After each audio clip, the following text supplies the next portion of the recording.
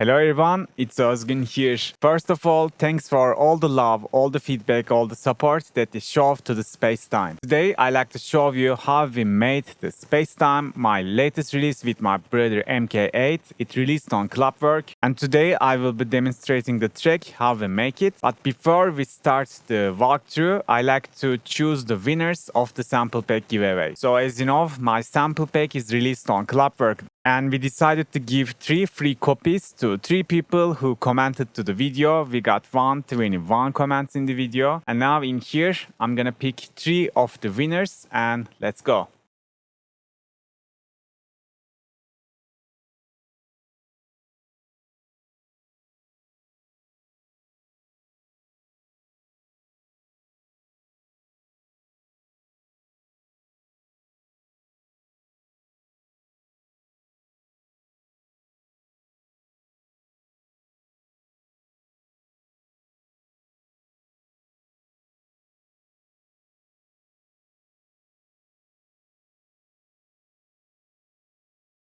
Okay, the 3 people are picked by the system. So Bob, DJ Victorious, and Astral. Congratulations, I'm gonna tag you in the post so you can just write to me and get your sample packs. And everyone, thanks for joining the competition. And now it's time to start the walkthrough. And if you're ready, let's get into that tutorial. Okay, now I'm gonna start playing the track for some portions, then I'm gonna start explaining to you.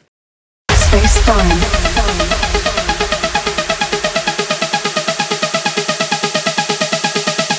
Is a mathematical model.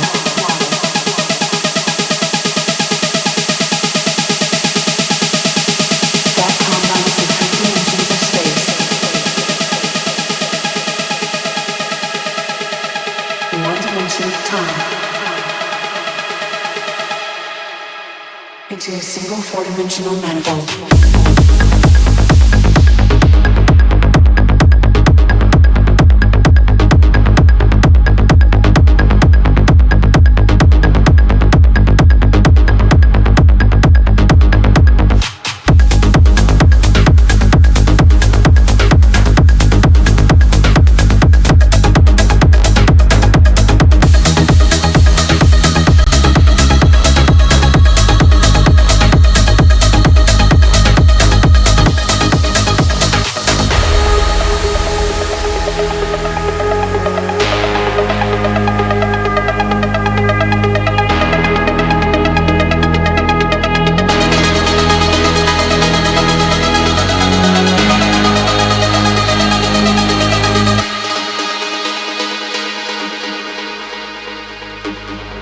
Into a single 4-dimensional manifold.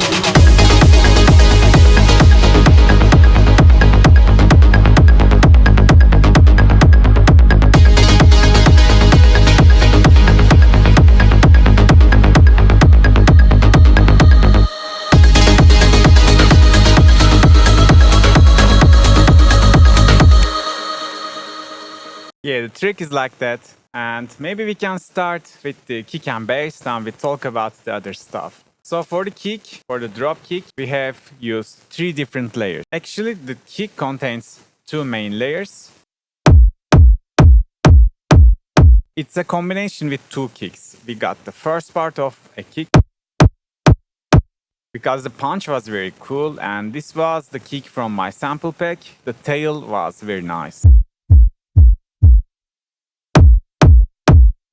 And we layered a top kick, all of them becoming this kick. And as you see, there's actually heavy processing on the kick to glue them and shape it and make it, sound more full, more big. So without the processing, you see it's a subtle change. So we used a clipper visual mix rack for saturating the kick a little bit. So we have a compression going on, some EQ to shape it, some more EQ, a little bit EQ boost on 100 Hz, so we got more punch. And we passed through the kick from this tape machine simulator.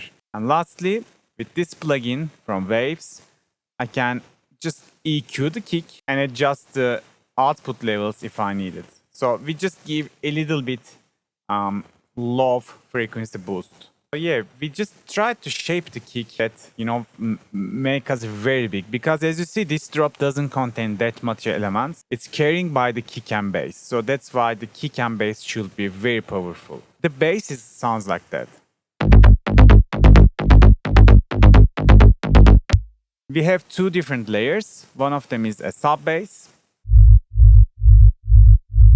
and the other one is a top bass. They too sounds like that.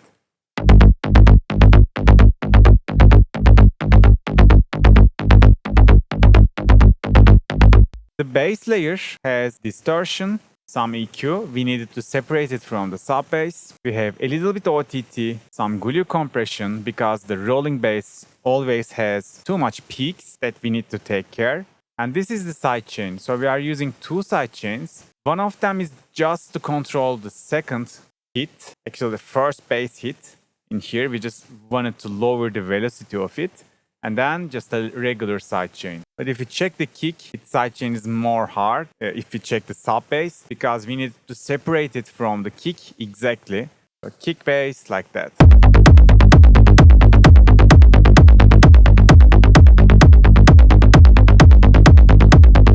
And as you see, I'm grouping my kick and bass in a single channel. And in that channel, I'm using Pro MB to just compress the sub frequencies until 100 Hz.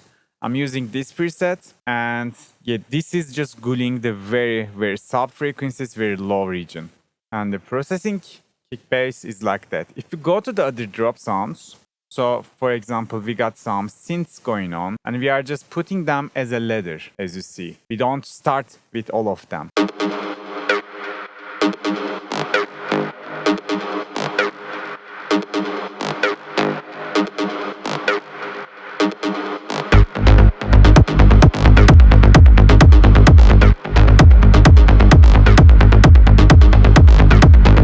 First drop, yeah, those four sounds are the main synths, and other than that, we have some drum loops, some top loops, hi-hats.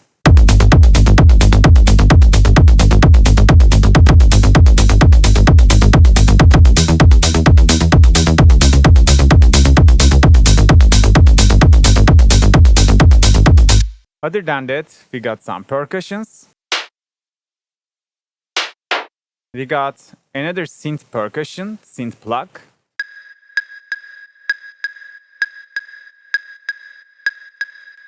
And for the background, we are hiding this sound. It's like a hover, a drone. Very small sound, but it's just adding a depth to the drop. And we have noises.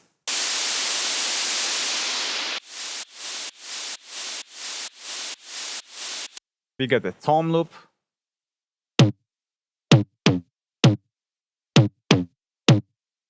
So the first part of the drop is just doing like that. And in the second part, we are introducing the leads.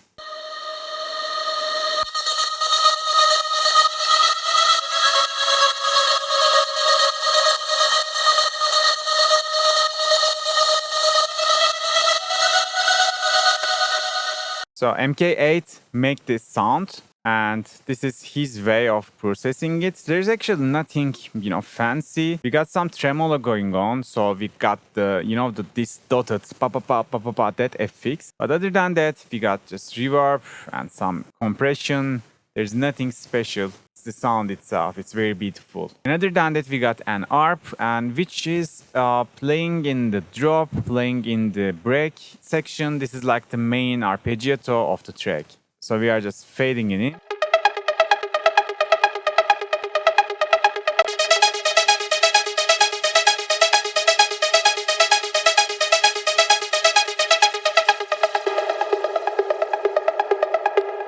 Maybe before we go into the break section, we can quickly talk about the vocals. Because we made the vocals on, I don't remember, but some AI website. We just put the lyrics and convert it as vocals. And after converting it, we just cut it, put to the more rhythmic positions. And there's not much to do. So this is important. We are putting some Clip control, some saturation, distortion to the vocals. So we got this beautiful, gritty top layer. And other than that, we have delay, we have reverb. We are just automating the delay and its feedback. So it's just fill these gaps between vocals. Space-time is a mathematical model. Yeah, this is how we made the vocals. Other than that, we got nothing fancy on the build-up. So this is only thing that I can show you. I think this is a snare build-up. So we are just automating its volume.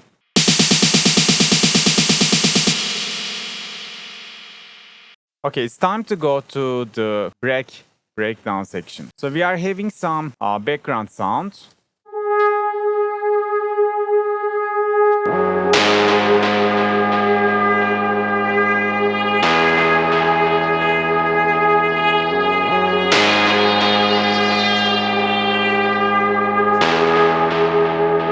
As you see, the main bass line of the breakdown is a sample from Splice, but we needed to support it with a proper respace.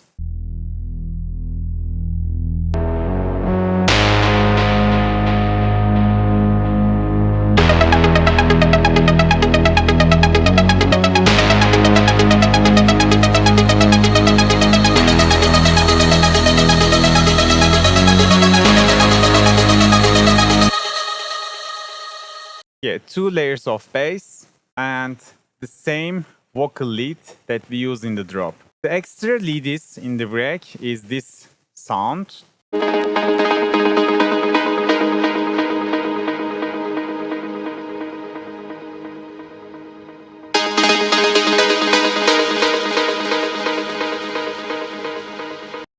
So those are the chords. We're also using some delay.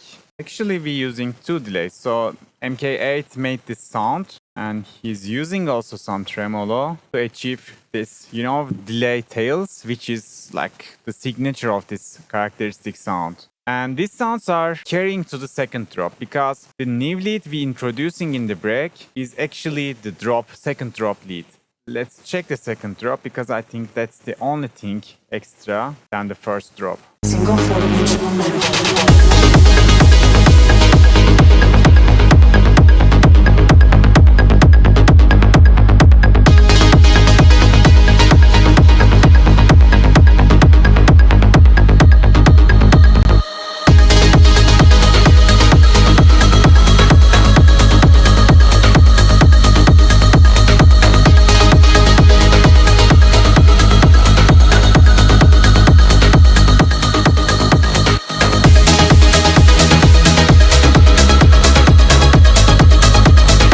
Maybe we can talk about the second drop bass line. So it's actually in the first drop as well. But as you see, at some point, the bass line is changing notes. So we are just going to another bass progression. But when we do that, when we change the bass notes, especially in the sub, the EQ that we made doesn't make sense in other notes because we are EQing that portion exactly for that note. And if I need to change the notes, I need to put another EQ for every individual note. If you go to the bass line, you will see that, for example, in the sub, this is the normal EQ, but when it goes to another note, we are just shifting the EQ according to it. And when it goes to another note, we are EQing the sub again. So all the sub notes with this way is gonna sound more close, more similar.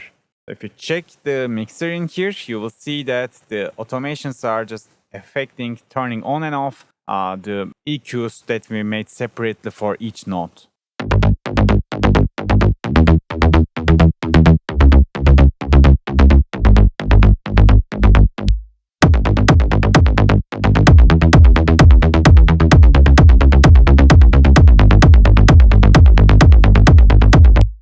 Yeah, that was a very important tip that I can give you regarding to this track. And yeah, as you see, other than that, the track is very minimalistic and very simple. There's, I think, nothing much to talk about. Those are all the channels. So we can end the video by talking about its mastering. So for the mastering, we are using the Endoscribe for build-up automations. If you don't have this plugin, just search my channel. There's a download link you will find. And other than that, we are cutting the side frequencies for 150 Hz and making sure all the low region is mono, which is very important. And we are just boosting for coloring some certain frequencies, glue compressing the mix. We are putting some EQ, and with this EQ, I'm just putting some 4 kilohertz, just boosting the 4 kilohertz a little bit. It gives a brightness, maybe clarity, I can say. It gives a body to the track. I don't know how to express it, but maybe I can just show it to you.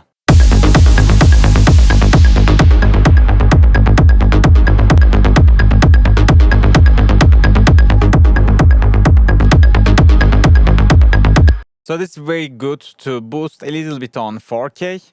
We are using another EQ. This time we are using it to boost to the 12K. So this makes the track much brighter. After that, we are using an exciter. So this plugin adding some saturation to the track. It makes it sounds more analog. And we are just doing it on the top end. We are not touching the lows, not touching the mids, just upper mids and the high frequencies getting affected by this saturation. And then just some clipper to boost and clip the track. And yeah, that's all for the mastering. This limiter doesn't do anything. This is just span to monitor it. And yeah, guys, this is the full mastering for the track. We just render this inside of the project and release the track. This is how we made Spacetime. I hope you can apply these tips and tricks to your own productions as well, guys. See you on the next video. Bye bye.